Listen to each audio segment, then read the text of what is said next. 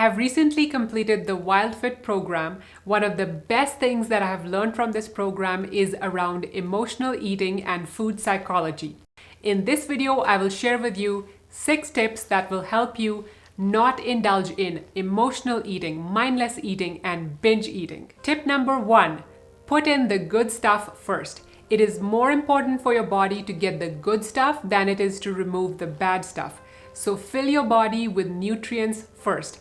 How I do it is by having a green smoothie first thing in the morning. You can watch this video for the recipe.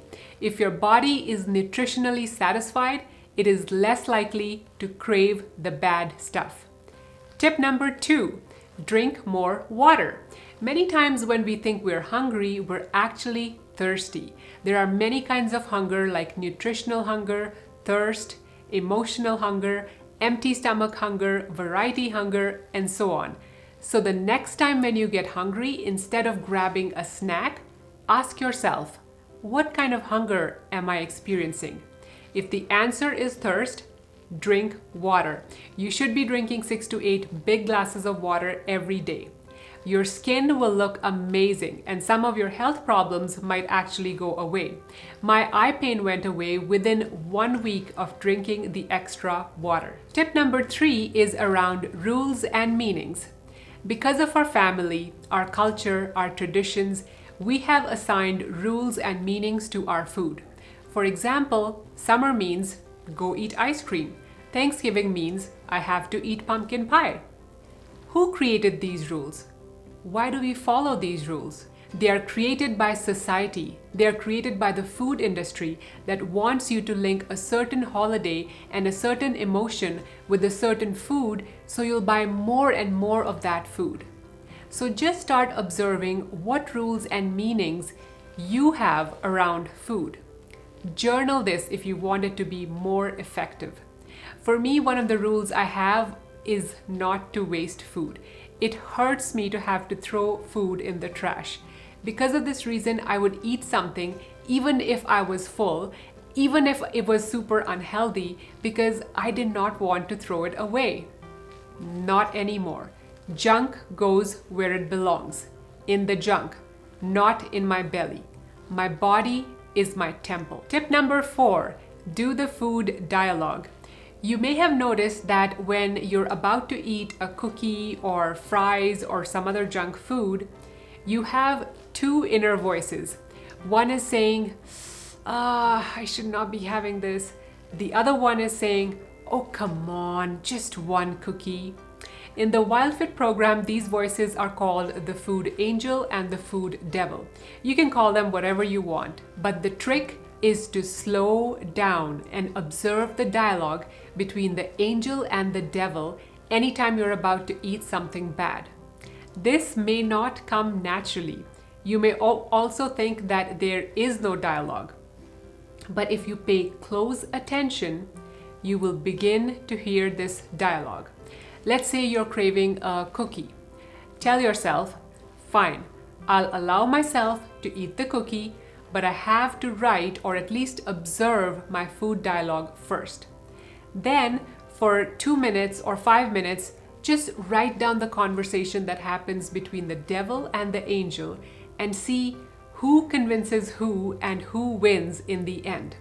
The more you do this, the more you will understand your own food psychology, and the more you say no to the food devil, the stronger the voice of the food angel becomes. The next tip is around food timeline.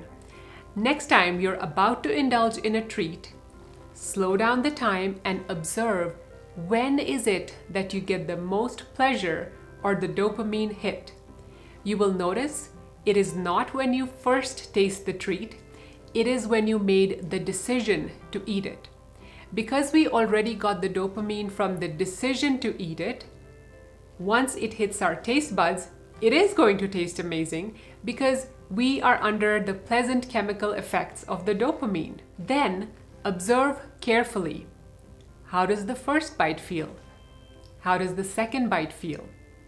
How does the last bite feel? How did you feel 30 minutes after you ate it?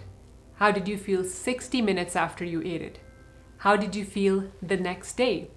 Because with some foods, we don't see the effects until a day later. Write all these down in your journal because our mind is funny. If we don't consciously try to observe and write things down, all your mind will retain is how amazing the cookie was, and not how it led you to mindlessly eat 10 more cookies, even though you stopped enjoying them after the first 2 cookies, and how it made you bloated and sick an hour later. So if you're serious about healthy eating, if you really want to make a change, write this stuff down. Next tip, explore reasons for your emotional eating. When you ask yourself, what kind of hunger am I experiencing? And the answer is not nutritional hunger, not thirst, it is likely emotional hunger. Many times we eat to change the way we are feeling. We use food as a pick-me-up. For me, chocolate used to be my go-to pick-me-up. So next time you recognize that you're craving something because of emotional hunger, pause and ask yourself these questions. What emotion am I trying to change? Is it boredom? Is it sadness? Is it loneliness? Once you identify that, ask yourself, how is this food going to make me feel? Maybe you think it'll make you less lonely. Next question, how else can I make myself feel less lonely or less bored? Could I call someone? Could I go for a walk? Could I watch a TV show? Journaling all this will be very, very useful because A, it will slow you down and allow you to process your reasons for emotional eating. And B, when we write things down, we remember them better. And remembering is key to making better food decisions the next time. And it's also important to change your food psychology. A big example of emotional eating is eating for nostalgic reasons. We crave a certain food because it reminds us of our childhood, or it reminds us of our mother or grandmother's baking. We need to understand that what we're really craving for is the need for mother's love, or the need for connection, or the need for feeling like I'm taken care of. That's what we're trying to get when we go for that apple pie or the chocolate cake. But what happens is, even after we've had the apple pie or chocolate cake, that need for love and connection is still there. The food did not fix the emotional need. It only distracted you temporarily. So we need to find different ways of fixing that emotional need. Maybe call your mom. Maybe give someone a hug. Maybe pet your dog. I learned all this amazing stuff and much more about food, nutrition, and our bodies from the Wildfit program.